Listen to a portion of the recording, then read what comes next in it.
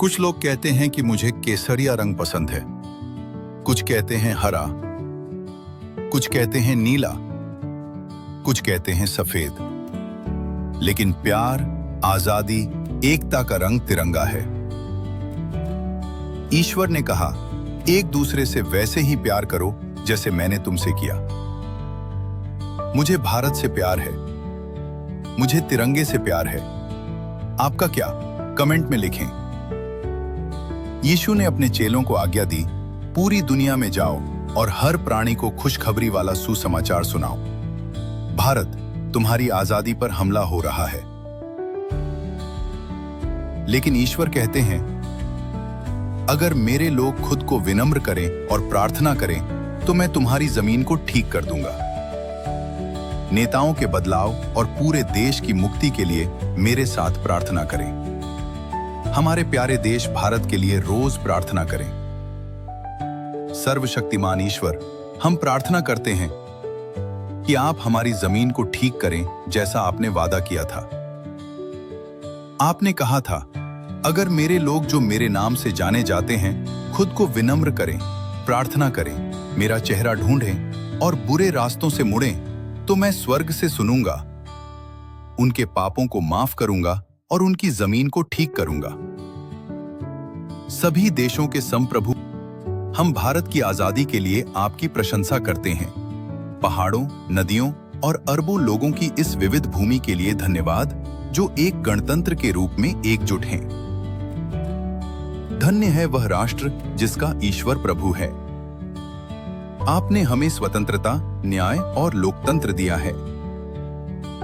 राष्ट्रों के संप्रभु प्रभु, मुश्किलों से बचाने और हमारे संविधान में स्वतंत्रता का आशीर्वाद देने के लिए धन्यवाद। आपकी कृपा से विशाल लोगों को एक गणतंत्र के रूप में एकजुट करने के लिए आपकी प्रशंसा करते हैं। हमारे देश के पापों को माफ करें। अन्याय, भ्रष्टाचार, जाति या धर्म के आधार पर भेदभाव, कमजोरों के खिलाफ हिंसा और गरीबों और सताए हुओं के प्रति चुप्पी। नेताओं, नागरिकों और चर्चों पर दया करें। अपनी आत्मा से हमें फिर से जीवित करें ताकि हम शांति, समानता और सुसमाचार की सच्चाई की तलाश करें। पूरे भारत में पुनरुद्धार फैलाएं। लोगों के दिलों को यीशु मसीह के लिए जगाएं। लालच और अंधविश्वास, महिलाओं और गरीबों के खिलाफ हिंसा, पर्यावरण की उपेक्षा और नेतृत्व और समाज में नैतिक पतन की बेड़ियों को तोड़ें।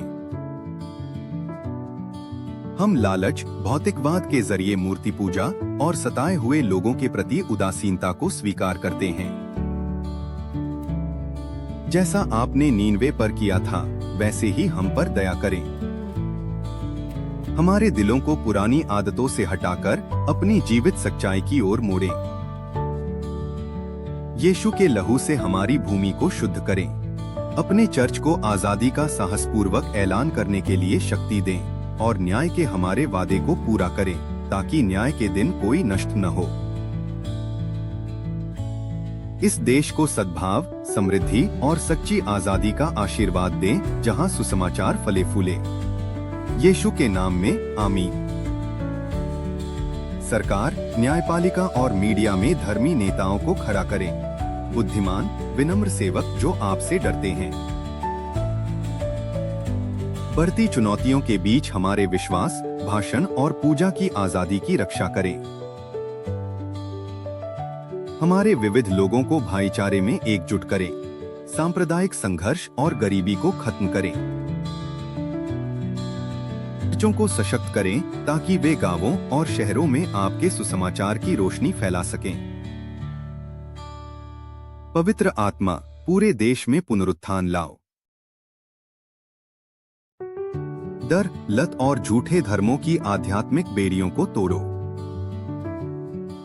गलातियों 5:1 के अनुसार आजादी की घोषणा करो। मसीह ने हमें आजादी के लिए आजाद किया है।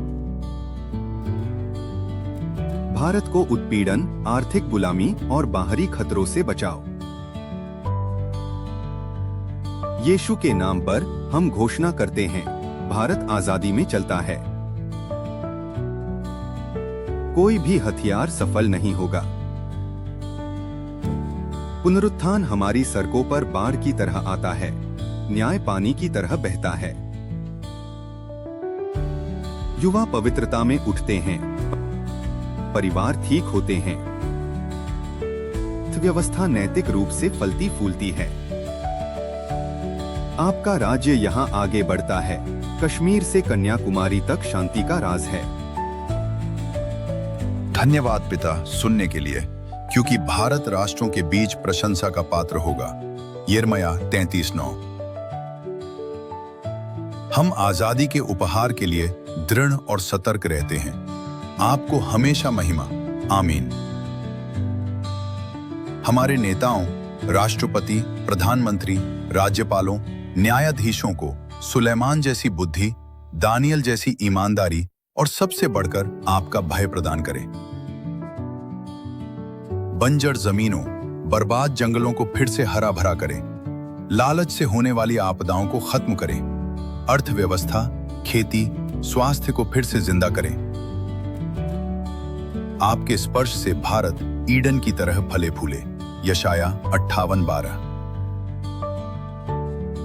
यीशु के नाम पर हम घोषणा करते हैं, नेता सच्चाई के रास्ते पर चलें, जमीन ठीक हो और फलदायी हो, कोई बंधन बाकी न रहे। यशायाह 10:27। पुनरुद्धार पूरे देश में फैले, आपका राज्य आए। हे परमेश्वर, प्रार्थना सुनने के लिए आपकी महिमा हो। भारत देशों के लिए एक रोशनी बने। यशायाह 60:3। आमीन।